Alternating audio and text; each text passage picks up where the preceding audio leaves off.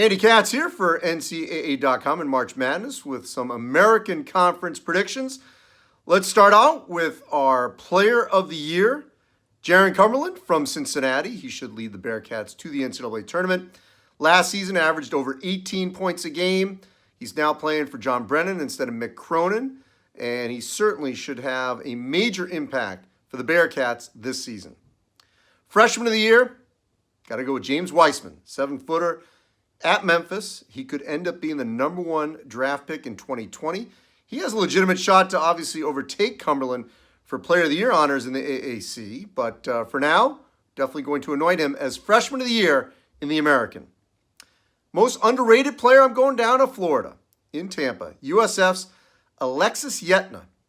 Averaged last season 12 points, 9 boards. The 6'8 forward could be a double-double machine for the Bulls, who could be a sleeper nationally, not just out of the American.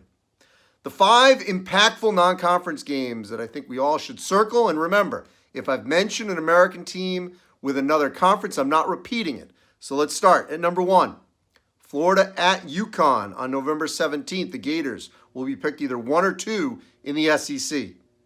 Cincinnati at Ohio State November 6th. That would be a monster opener for the Bearcats if they could win in Columbus. Memphis at Tennessee on December 14th. This has become, once again, a kind of nasty rivalry between Memphis and Tennessee. Penny Hardaway certainly stirring the pot a little with Rick Barnes. And anytime Memphis can go into an SEC gym like Tennessee and win, that would be huge for the Tigers. Houston at Oregon on November 22nd. The Ducks will be picked somewhere in the top 3 in the Pac-12, and the Cougars certainly could use a non-conference road win like that. USF, my sleeper team in the American, they're going to be taking on Utah State, which I think will be a top 25 team out of the Mountain West Conference, picked to win it. Player of the Year candidate Sam Merrill is on that team. That game is actually in Houston on December 18th. So those are the 5 impactful non-conference games out of the American. My bold prediction is that going into the final 1-2 weekends of the season, let's say 2, 7 teams in the American will be in play for NCAA tournament berths. Now, I would say a minimum of 3 will make it, but I'm going to say 7 will have a legitimate chance.